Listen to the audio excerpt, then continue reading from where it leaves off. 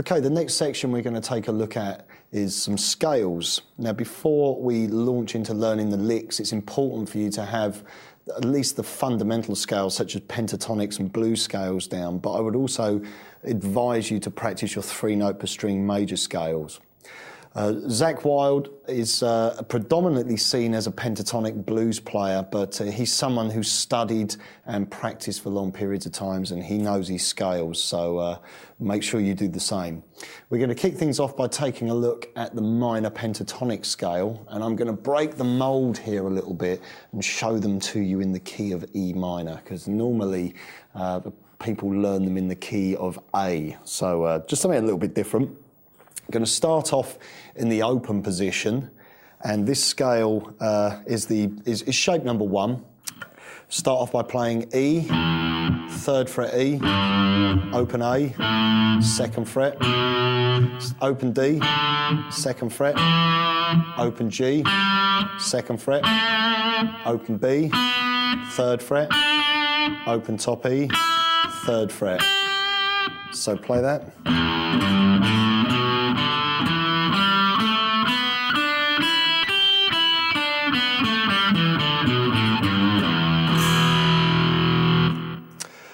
Okay, position number 2, or pattern number 2 should I say, starts 3rd to 5th on the bottom E, 2 to 5 on the A, 2, 5 on the D, 2, 4 on the G, 3, 5 on the B, and 3, 5 on the top E. The root notes of the scale of that position are on the 2nd fret of the D and on the 5th fret of the B.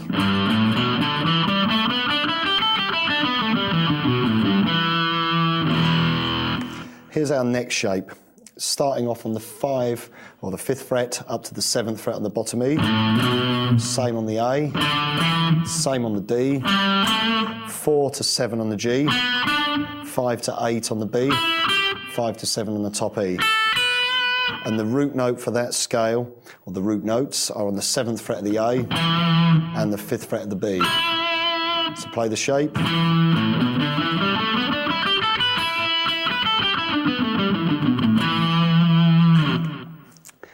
Our next scale shape, shape number 4, 7 to 10 on the bottom E, same on the A, missed the string there, 7 to 9 on the D, 7 to 9 on the G, 8 to 10 on the B, and 7 to 10 on the top E. The root notes for this shape, 7th fret A and 9th fret G. Okay, sounds like this.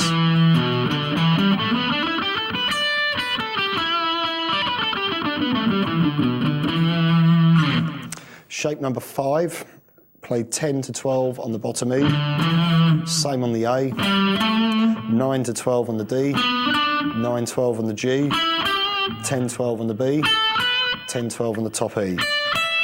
Root notes, top E and bottom E, 12 and 9 on the G. Shape will sound like this.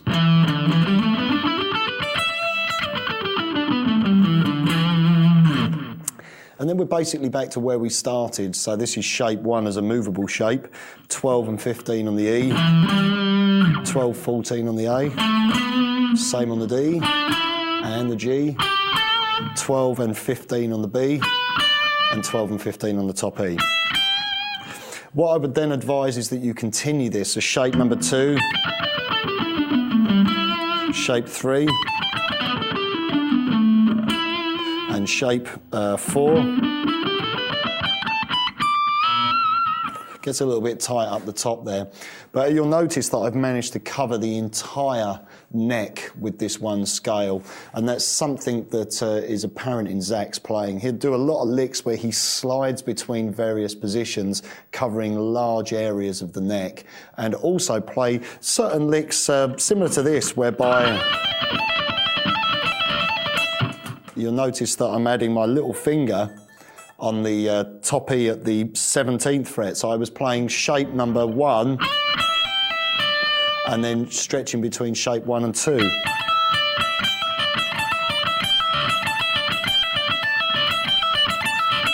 And we can do that right across the whole of the fingerboard.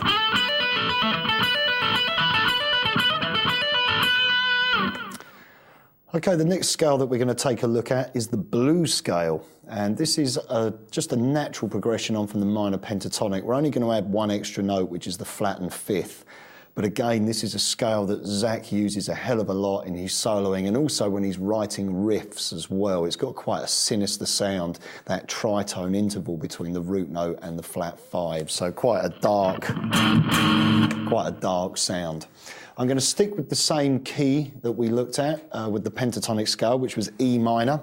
And our open position scale, basically we're going to add the B flat note on the first fret of the A and on the third fret of the G. So you get this.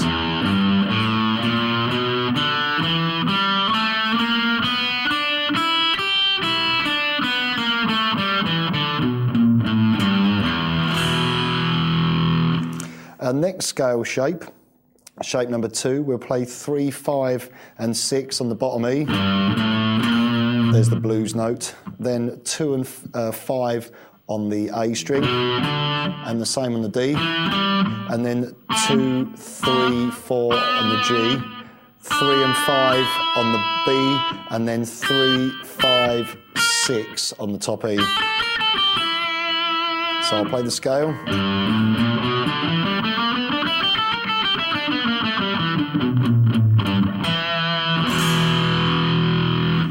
Our next scale shape number 3, starts from 5, 5, 6, 7 on the bottom E, 5, 7 on the A, 5, 7, 8 on the D, there's the blues note,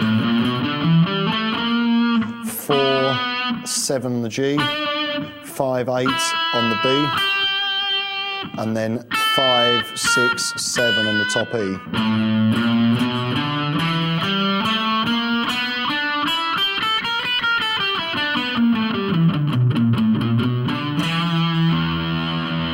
Shape number 4, we're going to play 7 and 10 on the bottom E, same on the A, and then 7, 8, 9 on the D string,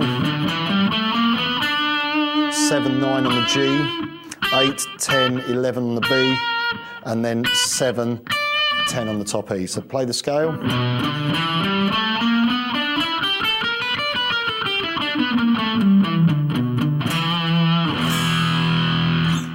Our next scale shape number 5, 10 and 12 on the bottom E, 10, 12, 13 on the A,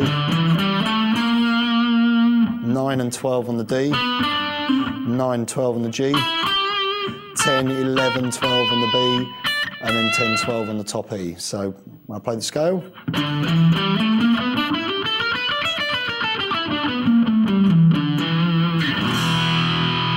And then once again, continue to play all the way up. So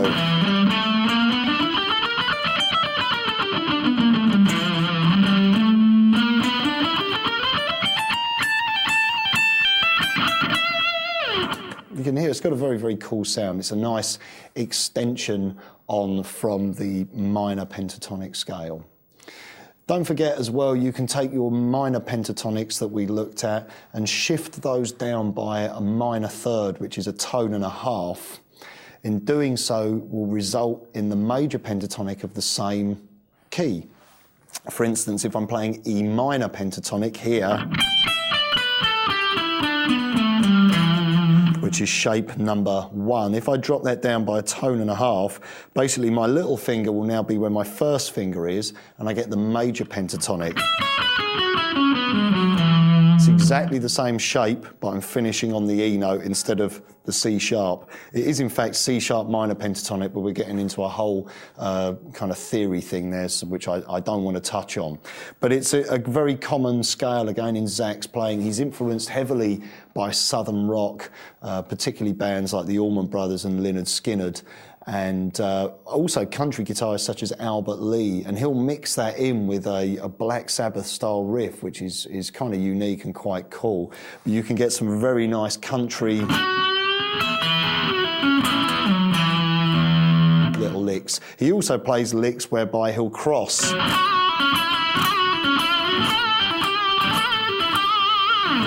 between the two keys. And if you're just playing over a regular E5 chord, both scales will work fine.